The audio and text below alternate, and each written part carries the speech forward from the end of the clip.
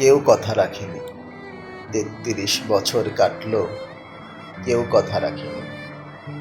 ছেলেবেলায় এক বষ্টমী তার আগমনী গান হঠাৎ থামিয়ে বলেছিল, শুক্লা দ্বাদশীর দিন অন্তরাটুকু শুনিয়ে যাবে। তারপর কত চন্দ্র ভূক অমাবস্যা চলে গেল, কিন্তু সেই বষ্টমী আর এলো না। ২৫ বছর প্রতীক্ষায় আছে।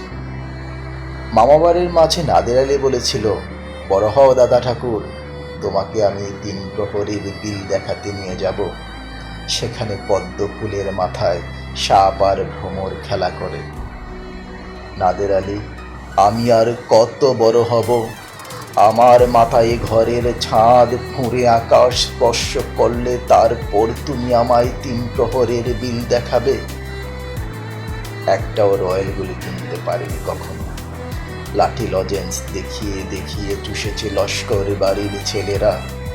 ভিখারির মতো চৌধুরীদের গেটে দাঁড়িয়ে দেখেছি ভিতরে রাস উৎসব, অবিরল রঙের ধারার মধ্যে সুবর্ণ কঙ্কন পরা ফর্সা রমণীরা কত রকম আমোদে হেসেছে। আমার দিকে তারা ফিরেও তাকায়নি। বাবা আমার কাঁধ ছুঁয়ে বলেছিলেন, দেখিস একদিন আমরাও। বাবা এখন অন্ধ, আমাদের দেখা হয়নি কিছু।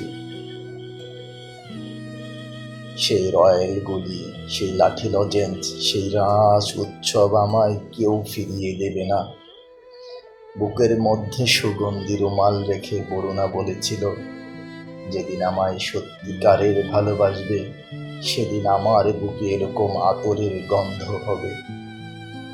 ভালোবাসার জন্য আমি হাতের মুঠোয় প্রাণ নিয়েছি। দুরন্ত ষাঁড়ের চোখে বেঁধেছি লাল কাপড়। বিশ্ব সংসার তন্ন তন্ন করে খুঁজে এনেছি ১০৮টা নীল পদ্ম। তবু কথা রাখেনি বরুণা। এখন তার বুকে শুধুই মাংসের গন্ধ। এখনো সে যে কোনো নারী, কেউ কথা রাখে। ৩৩ বছর কাটল, কেউ কথা রাখে না।